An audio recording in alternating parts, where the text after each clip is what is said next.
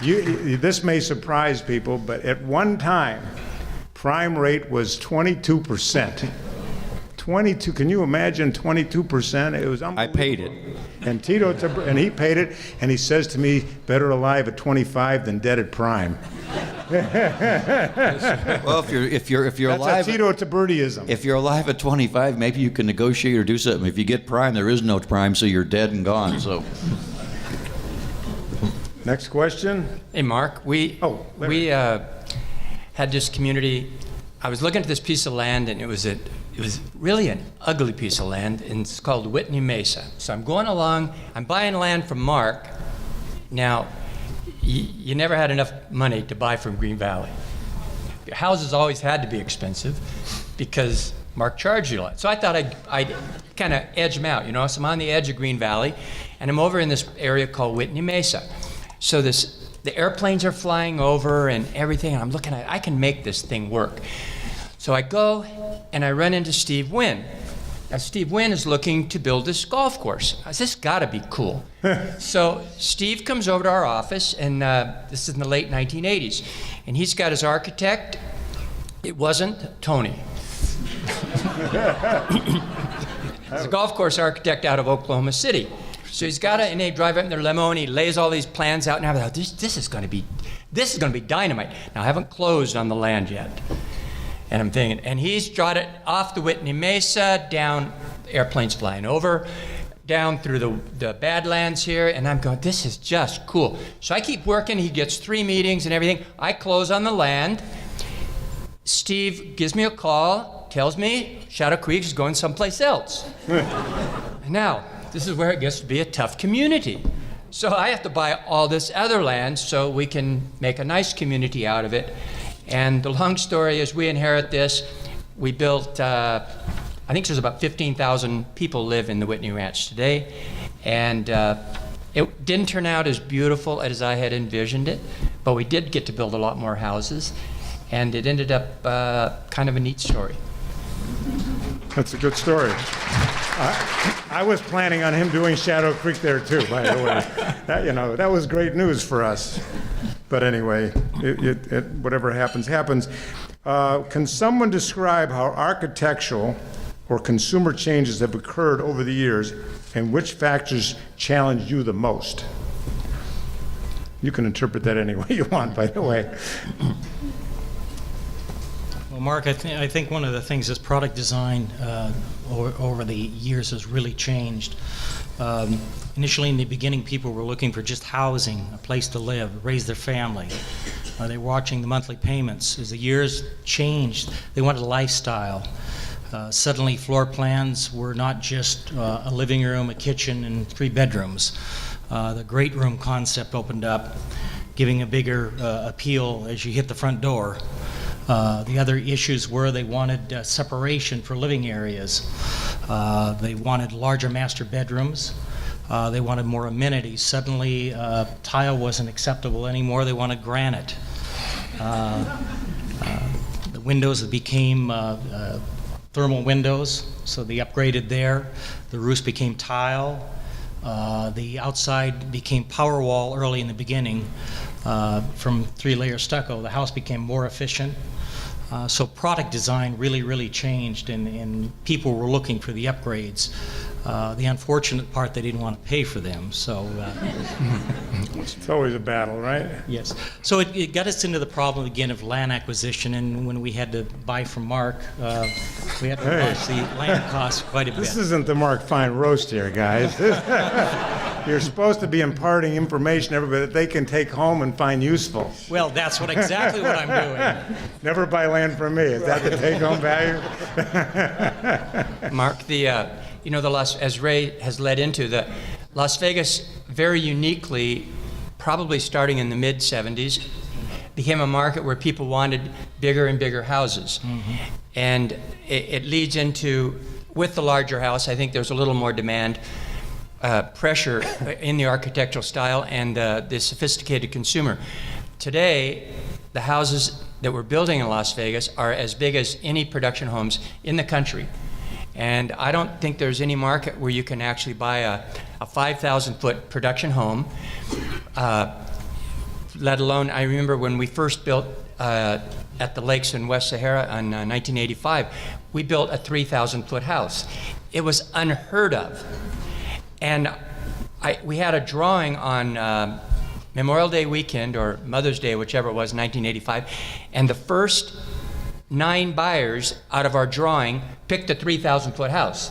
So I said, this is pretty cool. You got to understand what Las Vegas was going through. So picking up on what Ray's saying, our market is really demand-driven. A lot of it was the size of families, but it's not entirely that. It's kind of like own a piece of the desert, and it's gotten very strong. As Ray said, it's also very tough today because we are likely, I think right now, we are the best footage value market in the United States as well. Well, big houses help that, but it is a very, very, very demanding consumer that we face, and very lucky consumer, I think, for what we give them today. Hey, Larry, just for information, how much per square foot did those 3,000 square foot houses sell for? $50 a foot? I think that would be at the most, Mark. We were, in 1985, we were a little bit lower than we are today, but not much. Mark's pretty close to being right, and that was 25, 28 years ago. I mean, Larry was the master. I mean, in terms of selling value, that was for sure. And everybody tried to copy him unsuccessfully. Yeah. So we still don't know what the secret was, unless you're losing money in every house, and it doesn't look that way. Anybody have anything want to add before I go on to the next? And if there's any comments anybody wants to make that don't related to a question, please jump in there, because I'm going to spend a few more minutes on the past and kind of see how we transcended, how we became a community that was kind of a boom town with nothing really creative, to this town that the whole world came to look at, whether it was hotels, housing, whatever it is. They wanted to copy what we did. And this was all done in a 30-year period of time. And it was all done by guys sitting at this table, which is pretty miraculous. So we were very lucky to be here during a great time in the history of Las Vegas. Okay. Did anybody have any career? Was this not somebody's first career choice? Were you going in a different way? I mean, other than being a musician, who I guess wanted to eat, that made it a career? Was anybody, this was something everybody, I mean, who wouldn't want to do this? This is the greatest thing in the world in terms of creativity and things like that. Okay, before I move on, does anybody want to make any comments about how we got to where we are today before we start talking about where we go from here, and why this is going to be, why you love it, and why you're always going to be here, Tony, and why these people should have more to look forward to than ever before? Mark, one of the things I forget to mention is there's an entrepreneurial spirit in this city that has been all along, that made it grow. There is a camaraderie, there is an enthusiasm. People come here and take risks. That's how this city was built. And it's an opportunity to really experiment in communities. You can take chances, but people are always looking for the value, and I think they've always found it in Las Vegas. And it's not only the community, it's the city officials, it's a planning department. There's a can-do attitude. This has always been a place. How do we do this, not how we don't do this. Well, even your own community. I understand some of your land acquisition for American Nevada was done on a paper napkin in an agreement. Way back in the day. Yes. Mark, that's interesting, Ray. I couldn't agree more. Of course, like I said, I was born here, so it was hard for me to know any relationship to anything else because I just didn't know. But there's 2 or 3 comments regarding that's very interesting. I did find that, of course, the town, like I told you, was, I think, 8,000. My dad came maybe 10 or 12,000 when I was born. So, when I was in high school, it was 80, 100,000 people. I just was amazed that everybody came here. I thought that's how it was everywhere else, and I didn't know until later. But people that take the chance to get up and leave that's comfortable or even uncomfortable, you got family or jobs or you're just used to it and you don't know anybody. And it was just, as I grew up, everybody kept coming from someplace else, and of course you'd meet their kids at school, or your parents would get to know them from church or something, and it was just a constant thing. It's exactly right what Ray is saying. It was a very can-do attitude, as Mark said, and we had a very, very lucky. My dad was on the Planning Commission for 35 years. Aha! Is that how you got all that? It's out now. But what happened? There was a lot of great county commissioners who laid out. We had a great capacity here. Think of any other city in maybe the world that you could decide literally in 15 months or less or something that Steve Wynn was going to come in, or somebody was going to build a major hotel, that you would have the power and the water and the sewer. The guys who were running these utilities and the zoning and the major streets, all the section lines with double left turn lanes, et cetera, nobody has the infrastructure that was out in front, the leadership that we had in all the different utilities and the highway departments and stuff. And I had a lot of people I met that came from Los Angeles, and I said, what are you doing here? And he said, I want to build 2 more projects in my lifetime. If I stay in LA, I might get half of one done. I can get something done up here in a year, 6 months, and it just recently got a little more complicated, but really over the years, it's been spectacular to think that you could build the Bellagio or the Mirage or one of these. I mean, this is a major facility here, and you literally, to get the permitting, to have the fire zone, the insurance, all the things that the people to have the loans require you, it's incredible that we had the infrastructure ahead of time to be able to build this fast, this big. It was unbelievable. Yeah, and by the way, the subcontracting community, if you talk to guys like Tony who went other places, which we didn't do, you'll find out, building a hotel in Mississippi or in Atlantic City, they didn't have the subcontractors and the support staff of the ready-mix companies with the number of trucks and et cetera, et cetera, et cetera, that it really took to have this huge building boom with all the engineering and support of all the governments. It's a pretty special thing that happened. 2 quickies. One is that when you talked about challenging projects, see, I thought the Barbary Coast was your most challenging project. Getting the entitlements for the Barbary Coast, the fight, moving the power lines, all the things you had to do. You built the whole company you gambled everything with regard to the first hotel casino that you guys built, and I thought we're able to build a company from there, unless my timing's wrong. But I think that was the most amazing story in terms of getting those entitlements and building that project. Well, we were sitting down on a boat in the Sea of Cortez, and Michael Gahn had a slot bar parlor and going to be a shopping center there, and he shows it to me, and I said, why don't we build like the Golden Nugget on that corner? Because I was from downtown. We grew up downtown like Tony in the old days. We lived down there, and he said, no, you can't do it. The power lines are there. And I said, yes, we can. And he says, if you build this, you got 25% of it. And I said, this is the easiest deal I've ever heard. Well, I didn't know that Kirk Kerkorian didn't want it. I didn't know that all the guys that were for the bad guys in Chicago, the Dunes, didn't want it. And I didn't know that the bad guys from New York and Caesar's Palace didn't want it. And I didn't know that Baron Hilton personally was going to come up and be against it. So there was just Michael and I and a couple other deals. And it was a 4-year battle. We went to the Supreme Court. We readjusted, and we built it and paid 22% interest. But you're right. It was a war and a half. And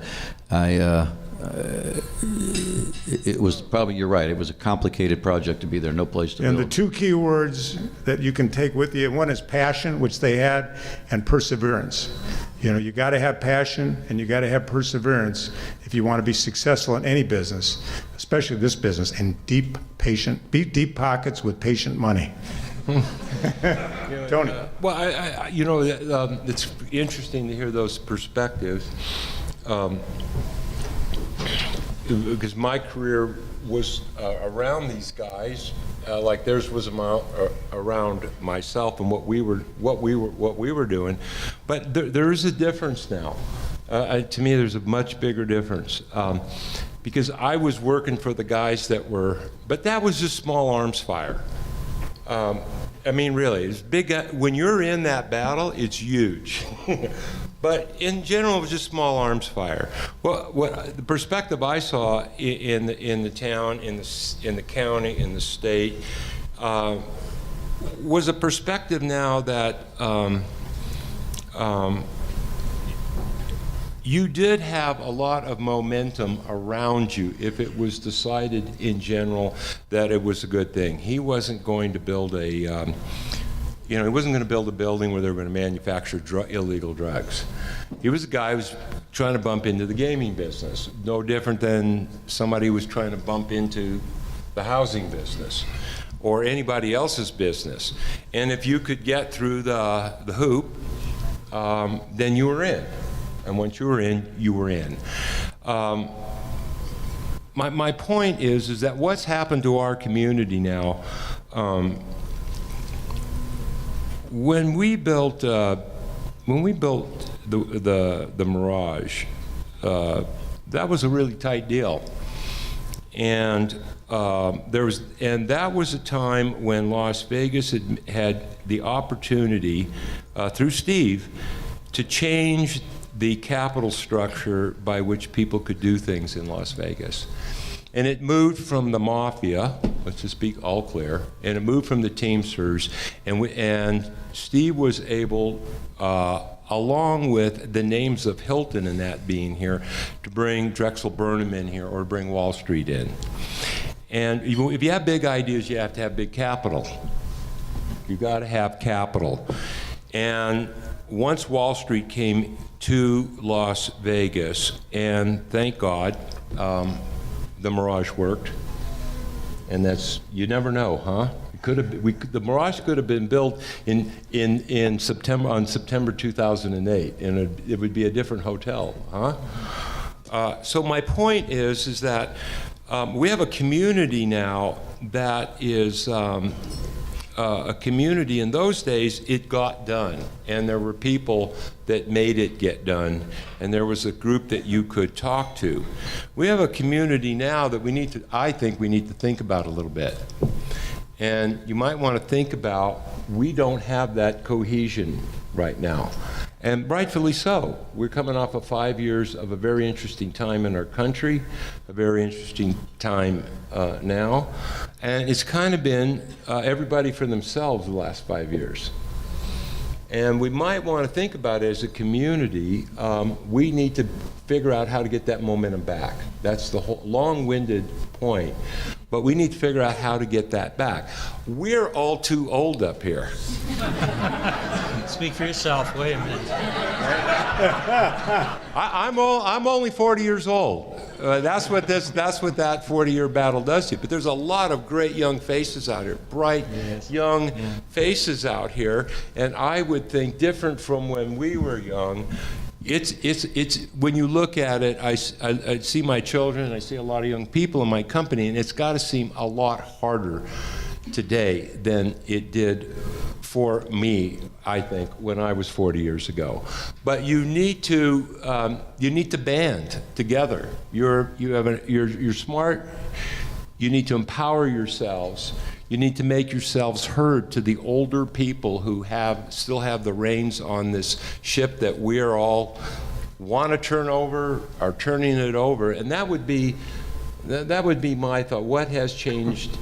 Long-winded, but... No, I agree with you, and I agree that go get them. We did it go get them. 30, 40 years ago. You know, it's up to you to be creative. It's up to you. You're not going to have the momentum that with some of the peaks that we had, but I'm not sure the peaks are really that healthy. You know, I'm a believer that I personally believe slow and steady wins the race. But being competitive and being out there and shopping your market and looking what your competition is doing, not only in Las Vegas, but outside Las Vegas and California, and making sure when people come here, this is not only is it a place that we're delivering a product as good as any place in the country, but and I know you're all involved in your community and your schools, but I can tell you educational infrastructure here is our single biggest challenge, your single biggest challenge over the next 15 or 20 years. We need to build that educational infrastructure if you want this community to continue to grow in the way that you want to raise your children and you want your buyers to be comfortable they're going to raise their children. So, No, I was just saying, closing mark. I think I believe in that. We found a way to, as we were moving forward, we made sure we backtracked and we made sure that we tried to take care of we made sure that the school system came along, we made sure that the water came along, like Tito, we made sure it came along. And I would just say to you that, rightfully so, there's a lot more emphasis now on social, the social part of our lives today. But you need to take... What can we be doing to add value to our projects that create social value? What can we do? What can we do that we didn't do before? I think it's like any good marriage or any good partnership. We need to take care of the economics. We need to be making good economic decisions along with good social decisions. And we seem to live in a country where they sway and they sway. And now here it is. And I think these young people have a much better mind on cleaner water and cleaner air and better educations. Does this affect getting rid of all the politicians, or what's going to happen? I mean, I was going to nominate you for king tonight, but I didn't want to go that far. I'm sorry, Mike. I mean, I wasn't a shot. Are there any politician here that want to identify themselves? What do you But guys it does think? seem like the pendulum goes either this way or that way. We stop in the middle for about 5 seconds. There just seems to be too much despair in young people today, and I just think that maybe what us older people aren't doing enough is encouraging them, because it does look pretty bleak out there sometimes. But it's bright out there. It's what you make it, and we need to help them. So let's take that to another level and say, what advances or changes do the other panelists envision for our city of tomorrow that will separate you from your competitors and make keep Las Vegas healthy for the next generation? You have any thoughts about, that go beyond what we just said? You have to go out and find risk takers. Everybody at this table took huge risks. Huge risks. And they risked more than their money. In all seriousness, they risked their name. And their name's way more important. All of our names and our personal prides, I think, is way more important than money. You can get up tomorrow morning and make some more money. And I just say that we have to encourage all the people. They have to get out and take some more risk. And they can do it. And there's people that will help them and support them. All of us got help and support, I know. I sure did. Who was your mentor? Lud Correa, I would say, Lud Correa was definitely my older brother that I didn't have, and my mentor. I bet you all of you had. Ray? Didn't you?